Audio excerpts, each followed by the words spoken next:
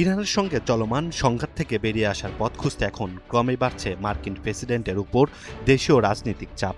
নতুন এক জনমত জরিপ বলছে এই যুদ্ধকে অর্থহীন মনে করছেন যুক্তরাষ্ট্রের অধিকাংশ নাগরিক।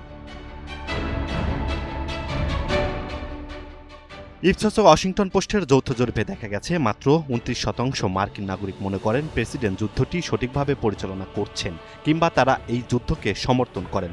আর যুদ্ধটি সার্থক ছিল বলে মত দিয়েছেন মাত্র 28% অংশগ্রহণকারী। AKS অর্জন করল গিনেস ওয়ার্ল্ড রেকর্ডস। AKS অন্যদিকে 68% উত্তরদাতা স্পষ্টভাবে জানিয়েছেন এই যুদ্ধ কোনোভাবেই সার্থক নয়। যুদ্ধের অর্থনৈতিক চাপের পাশাপাশি গত 28 ফেব্রুয়ারি সংঘাত শুরু হওয়ার পর প্রায় 20 জন মার্কিন সেনার প্রাণহানিও জনমতকে প্রভাবিত করেছে বলে মনে করছেন বিশ্লেষকরা।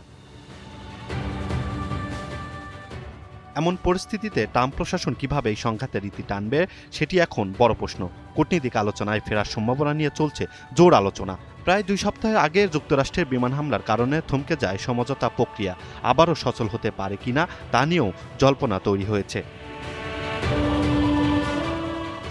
নতুন করে যুদ্ধবিরতির কোনো উদ্যোগ নেওয়া হবে কিনা সে বিষয়েও এখনও স্পষ্ট কোনো ইঙ্গিত নেই। তবে যুদ্ধের দীর্ঘায়িত প্রভাব ও জনমতের চাপের মুখে ইরান সংকট থেকে সম্মানজনক ও নিরাপদ একটি কৌশল খুঁজে বের করাই এখন মার্কিন প্রশাসনের সবচেয়ে বড় চ্যালেঞ্জ।